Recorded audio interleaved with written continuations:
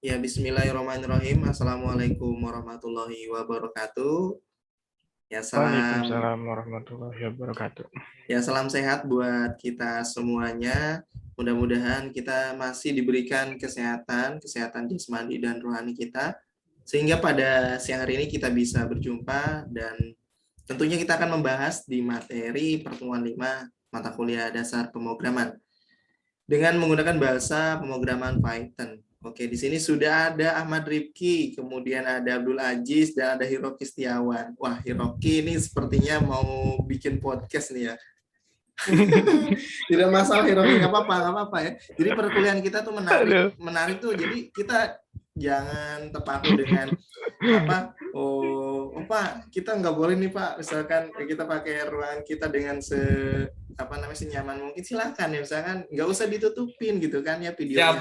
Gitu ya, nggak apa-apa Pak, saya pakai ini Pak, gitu kan, alat yang biasa saya buat untuk nge-record gitu kan, atau misalkan untuk membuat konten YouTube. Nah, nggak apa-apa, nggak masalah gitu kan. Jadi kelihatan, oh ini ternyata passionnya gitu kan. Ada Hiroki, oh udah punya alat nih gitu kan untuk bikin konten atau bikin video pembelajaran.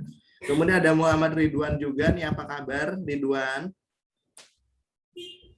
Alhamdulillah baik Pak. Baik, oke, alhamdulillah. Ada lagi nih yang baru masuk nih, Lili baru masuk tapi dimatikan kameranya, tidak masalah ya Lili ya. Mudah-mudahan bisa tetap standby di pertemuan kelima ini. Tidak masalah teman-teman yang belum bisa mengaktifkan video karena terkendala jaringan. Mudah-mudahan kita tetap bisa standby menyelesaikan pertemuan kelima di mata kuliah dasar pemrograman. Baik, mari kita mulai di pertemuan kelima. Izinkan saya share screen terlebih dahulu di pertemuan kelima. Seperti biasa, saya coba jelaskan terlebih dahulu terkait dengan materinya ya. Materinya sudah selesai, baru kita masuk di Visual Studio Code.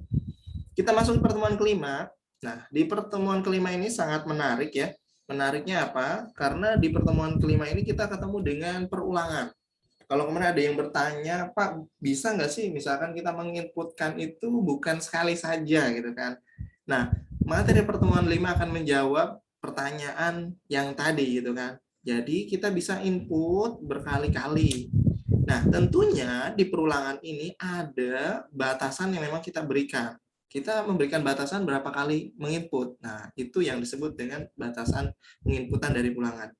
Secara konteks, ya perulangan adalah, ya, secara umum Python mengeksekusi program baris per baris.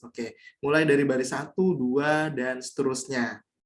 Kemudian ada kalanya kita perlu mengeksekusi satu baris atau satu blok dari program beberapa kali. Nah, ini dari programnya beberapa kali akan dieksekusi.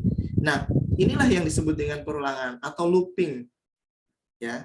Jadi, blok dari kode yang berulang beberapa kali itu disebut perulangan atau looping, atau gampangnya iterasi gitu kan, iterasi keberapa gitu ya, perulangan yang keberapa gitu kan. Kalau kita perhatikan di sini ada yang namanya flowchart ya.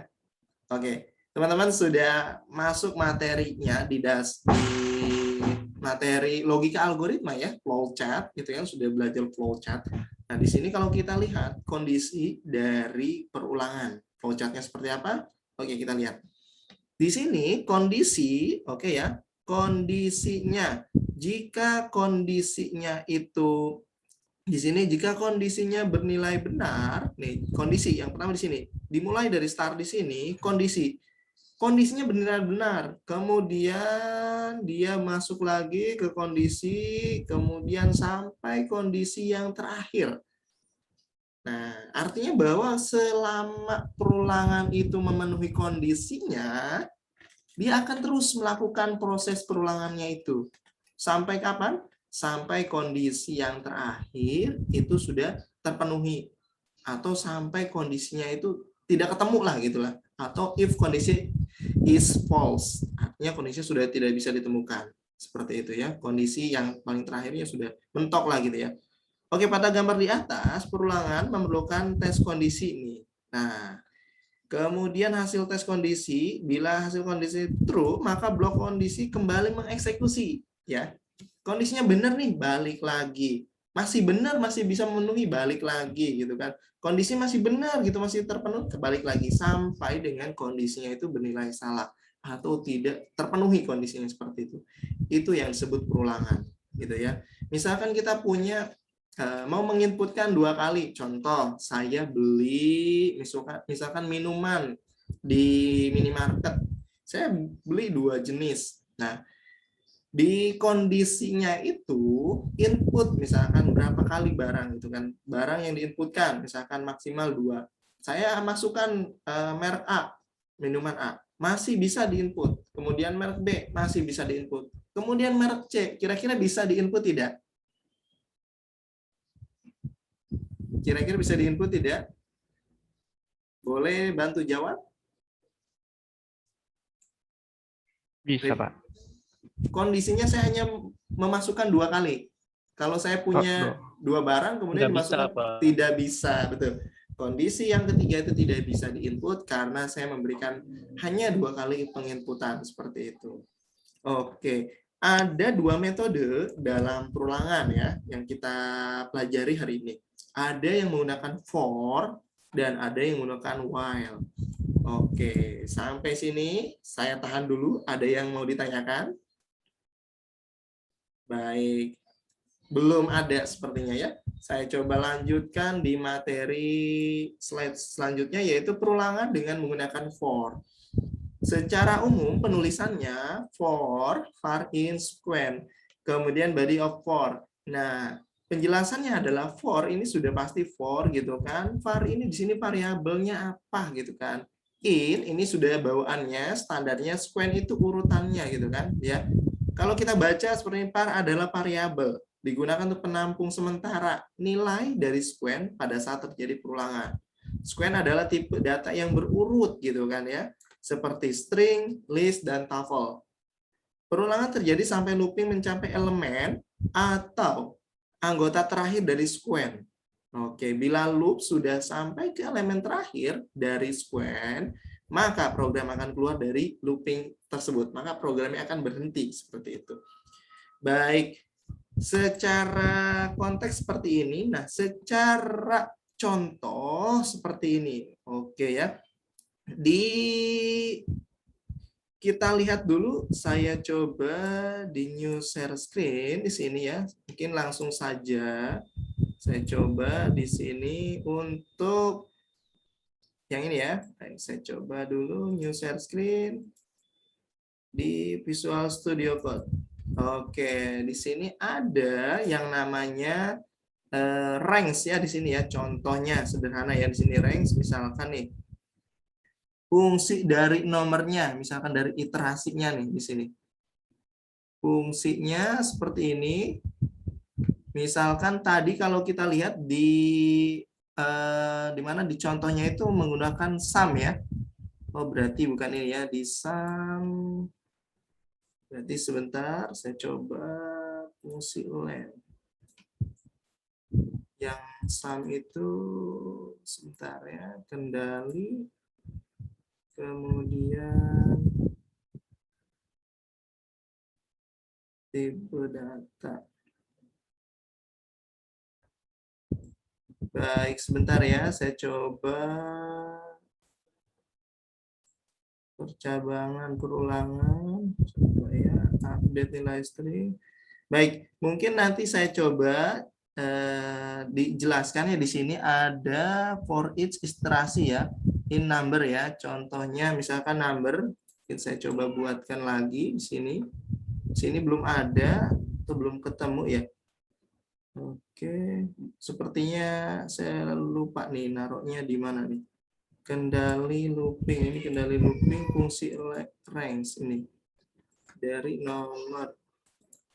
Oke, kita coba ya, kita coba dulu untuk membuat, misalkan kita coba buat di sini. Contoh mungkin ya, contoh nama filenya kita berikan di sini untuk number ya, list number ya, untuk list number. Oke, untuk list number. Sebentar, contoh list number misalkan ya, number titik py seperti ini. Baik, kalau kita lihat di sini ada sum, ada numbernya. Nah, di sini ya, ada number seperti ini. Ada number, kemudian di sini ada listnya, betul ya? Nah, ada list numbernya, kemudian ada angka yang diberikan, misalkan 10, kemudian 9, kemudian 8, 98 seperti ini misalkan ya. Kemudian yang selanjutnya adalah diberikan sebuah sum sama dengan 0 misalkan ya seperti ini. Kemudian yang selanjutnya dibuatlah iterasinya atau perulangannya ya. Buat iterasi dari perulangannya, misalkan saya buatkan iterasi. Iterasi di sini. For, nah, for-nya ini berarti for each. Nah, for each in, nah, di mana gitu kan? Di number-nya ya. Di number. Kemudian titik 2, jangan lupa. Titik 2, numbernya saya tambahkan S. Oke, for number. Kemudian di sini diberikan sum sama dengan sum plus 1, misalkan seperti ini. Kemudian ditampilkanlah gitu kan jumlah semuanya berapa kira-kira ya. Misalkan di sini jumlah dari hasil semuanya misalkan ya. Sum itu kalau dalam bahasa Excel dia itu menjumlahkan ya, betul ya. Sum dipanggil seperti ini. Oke, misalkan kita coba di sini, kita coba running ya. Coba run. List number ini kita coba run.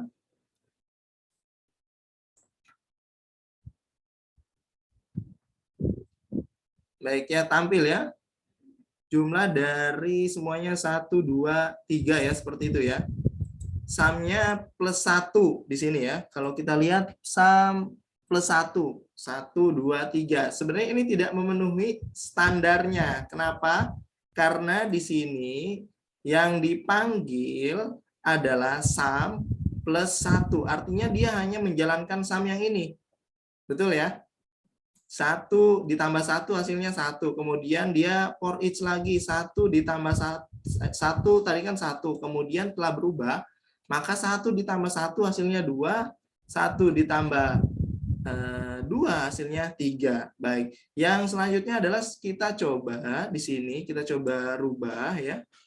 Kita coba rubah menggunakan, yaitu kita coba gunakan di sini yang dipanggil itu adalah, yang dipanggilnya adalah each-nya ya, sum plus each misalkan di sini setiap. Nah, setiap yang berulang sini. Baik, kita coba jalankan terlebih dahulu. Oke. 10, 19, kemudian 27. Baik, 10 ditambah 9, 19 tambah 8, 27. Betul ya? Betul tidak? Ya, Hiroki ya, manggut-manggut berarti ya, Pak berarti ya. Betul berarti ya. Nah, seperti itu. Artinya bahwa betul, Pak. Betul ya? Baik. Jadi number di sini kita panggil. Nah, each-nya ini berarti mewakili dari numbernya gitu kan. Sum, kalau tadi saya tambahkan hanya menambahkan 1 saja seperti ini, dia berarti yang akan dia jumlahkan atau dia akan berulang untuk menjumlahkan hanya nilai mulai dari 0. 0 ditambah 1, hasilnya 1 ya. Kemudian 1, karena dia sudah berubah, berulang menjadi angka 1, nah 1 ditambah 1 hasilnya 2, gitu kan. Sampai yang terakhir, seperti itu. Baik. Yang selanjutnya saya coba lanjutkan materinya di sini. Ya, sebelumnya kita dengarkan suara azan dulu ya.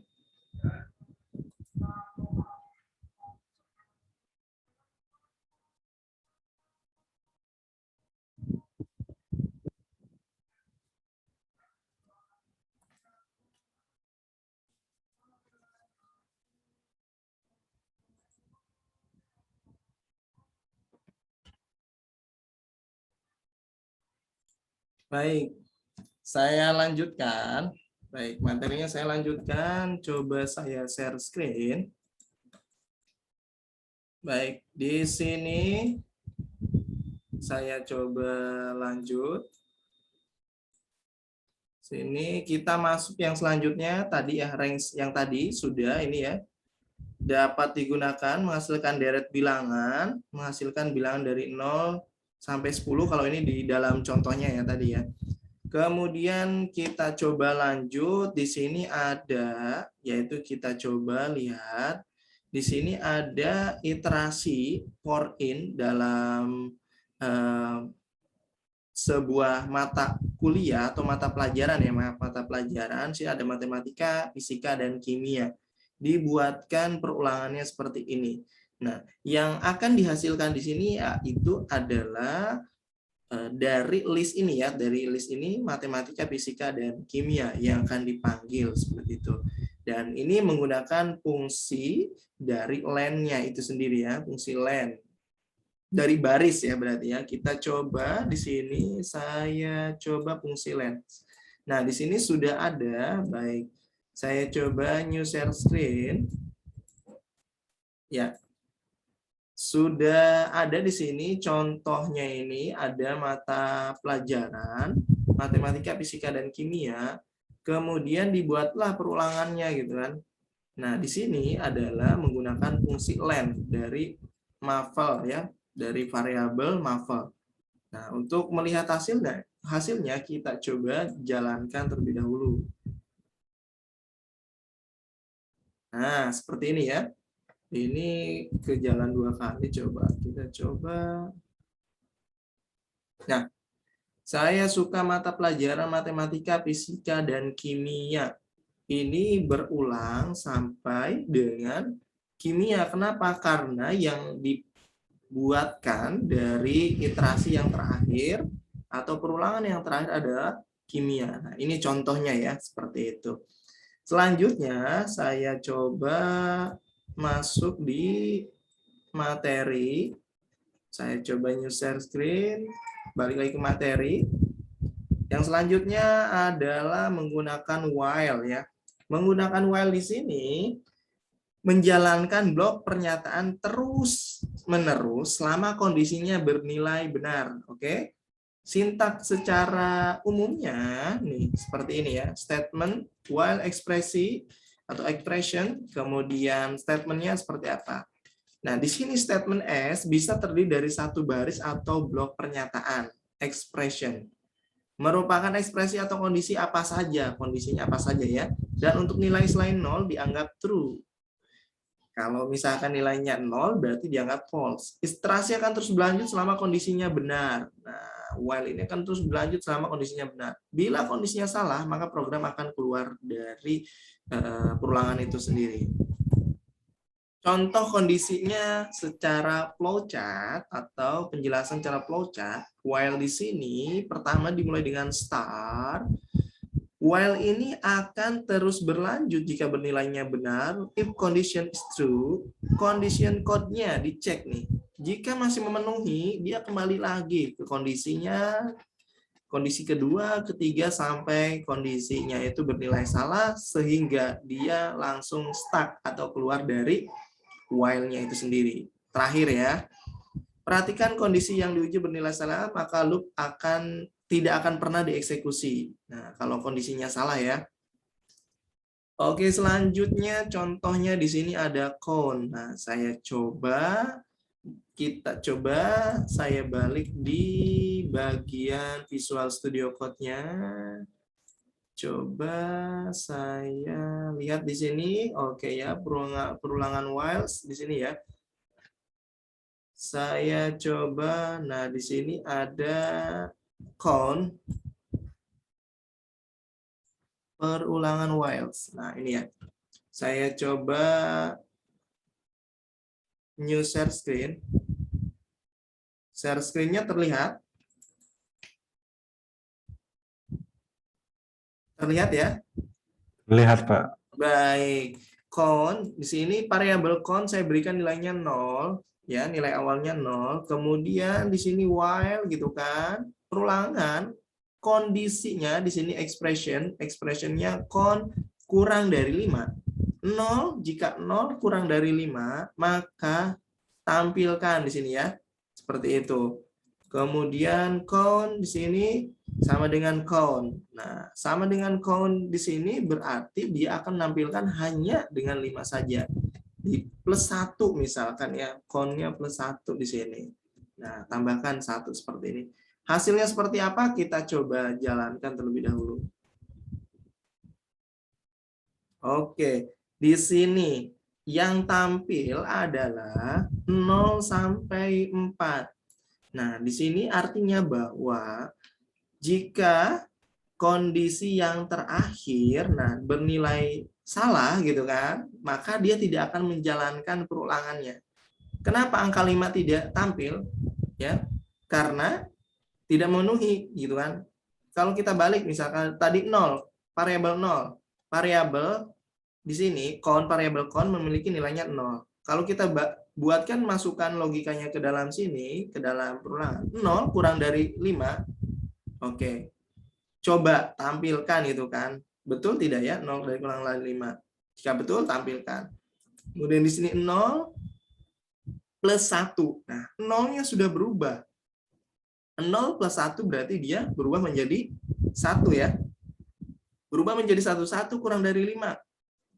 The count is, nah dia berarti tampilkan 1, kemudian begitu juga 1 ditambah 1 tampilkan 2, kemudian 2 tambah 1 3, kemudian 3 tambah 1 hasilnya 4, dan 4 tambah 1 hasilnya 5.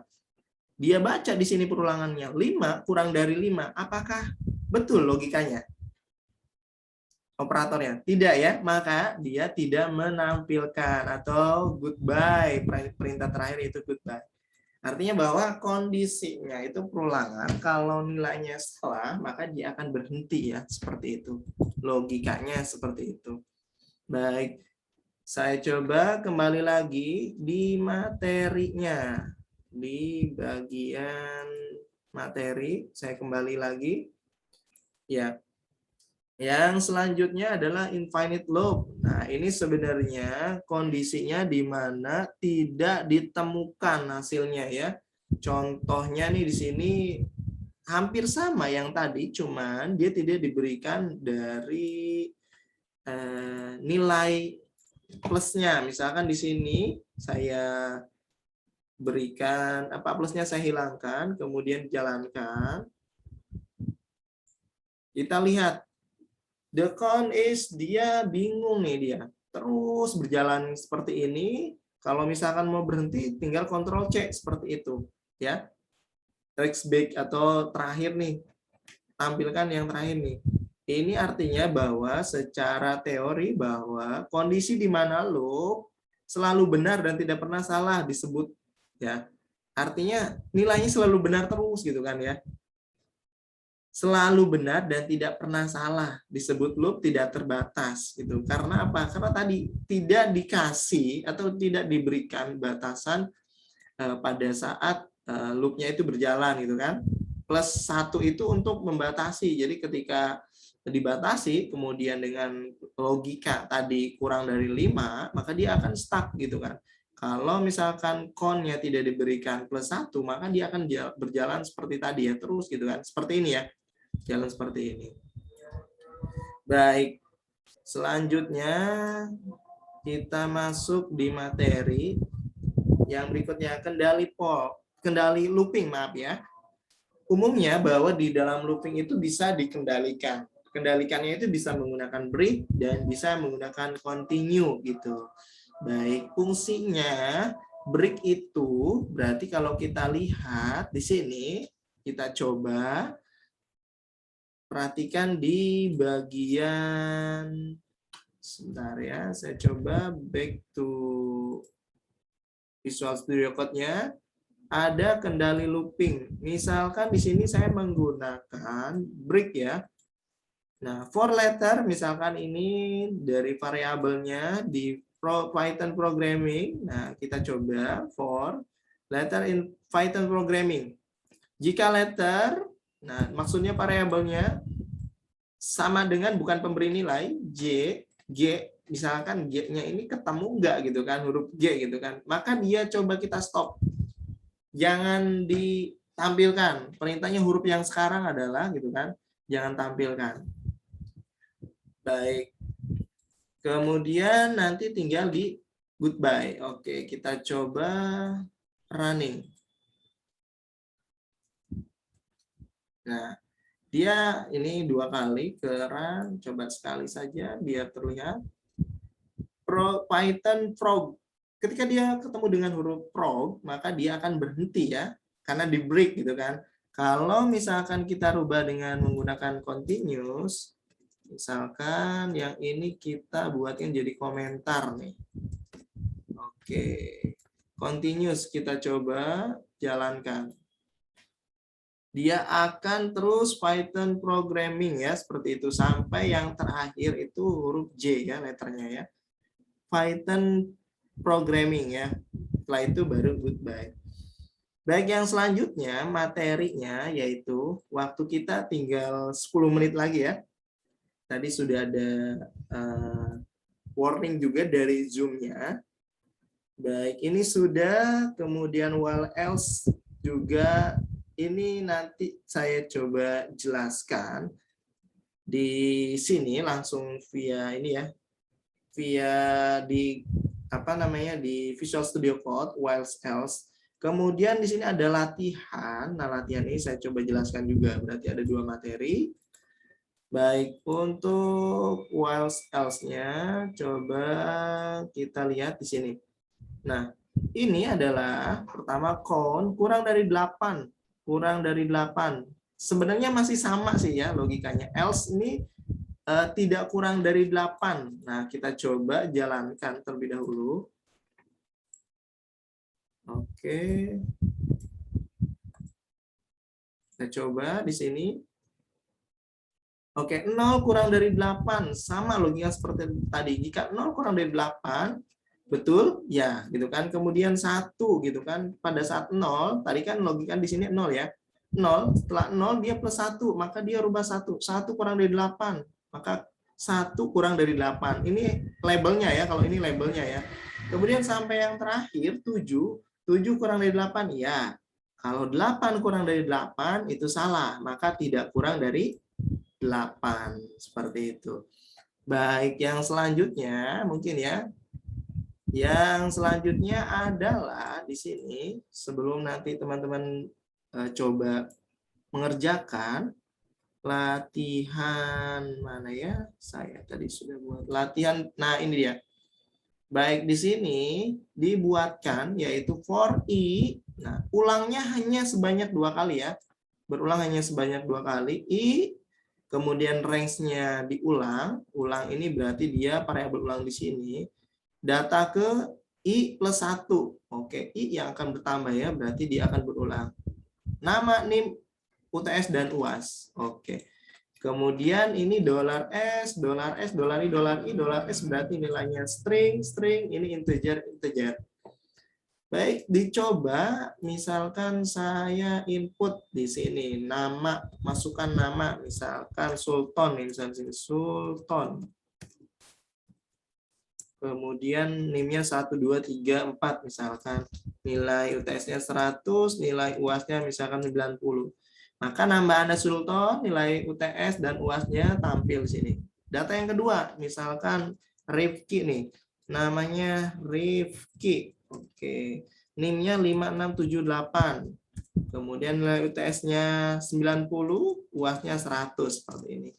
Nah, ini yang disebut dengan perulangan. Dan perulangan di sini dibatasi sebanyak 2 kali input seperti itu. Baik, saya rasa pertemuan pada siang hari ini sampai di sini. Sebelum saya tutup, Ada yang tanyakan? Misi Pak, Boleh, silakan. Sebelum waktunya habis ya. untuk tugas sebelumnya ngumpul ini kapan Pak kira-kira? Baik, ini udah diingetin tugas lagi ya. Iya, iya. Nanya, Tugasnya itu, kalau saya sih ngasih tugas dulu, dikerjakan. Untuk pengumpulannya biasanya kalau saya sebelum UTS dan sebelum UAS. Gitu. Jadi ada tugas yang dikerjakan sebelum UTS, berarti nanti saya kumpulkan sebelum UTS. Nah, kalau setelah UTS itu ada tugas, berarti dikumpulkannya sebelum UAS. Seperti itu ya. Jadi tenggang waktunya lama, jadi saya berikan kesempatan kepada mahasiswa untuk coba mempelajari dan mengerjakan dengan maksimal seperti itu. Itu saja palingnya baik. untuk tugasnya. Ya, baik Pak, terima kasih. Baik. Untuk pertemuan pada siang hari ini ya teman-teman semuanya, mudah-mudahan materi furangannya bisa dipahami oleh semuanya gitu kan, dan nanti silahkan dicoba. Artinya dicoba nih sama teman-teman semuanya, dicoba untuk mengembangkan. Pengembangan itu berarti coba ditambahkan variabelnya atau dicoba ditambahkan angkanya gitu kan ya. Atau nanti coba cari studi kasus, misalkan searching boleh di by Google atau by YouTube, studi kasus menggunakan perulangan gitu kan ya, studi kasus menggunakan perulangan. Nah, silahkan dicari. Nah, di situ akan ditemukan jadi ilmu-ilmu baru, artinya bahwa tidak stuck dengan materi yang ada di slide seperti itu. Karena materi di perkuliahan itu terbatas, sedangkan materi di luar perkuliahan itu tidak terbatas. Oleh karena itu, tugasnya mahasiswa silakan untuk mengeksplorasi dari materi yang telah diberikan di dalam perkuliahan seperti itu. Salam sehat buat semuanya. Mudah-mudahan yang belum bisa bergabung juga nanti bisa menyimak video yang kita buat hari ini. Nanti saya coba share di via YouTube ya. Sengaja saya record biar teman-teman yang memang berhalangan, entah itu misalkan tadi ada orang tua yang sakit atau masih di rumah sakit, mudah-mudahan bisa menyimak materinya setelah kita upload gitu ya. Kapanpun bisa diakses seperti itu. Baik, selanjutnya nanti silakan dari mahasiswa untuk mempelajari ya dari materi yang ada di slide. Ada lagi pertanyaan sebelum saya tutup? Enggak ada, Pak. Baik, kalau tidak ada mungkin saya minta satu foto bersama ya, foto bersama boleh, misalkan kita hitung 1, 2, 3. Oke, sekali lagi senyum yang manis, 1, 2, 3. Oke, terima kasih semuanya. Mohon maaf bila ada kekurangan dari saya. Saya akhiri. Wassalamualaikum warahmatullahi wabarakatuh. Waalaikumsalam Waalaikumsalam warahmatullahi wabarakatuh. wabarakatuh. Oke, saya langsung ini ya.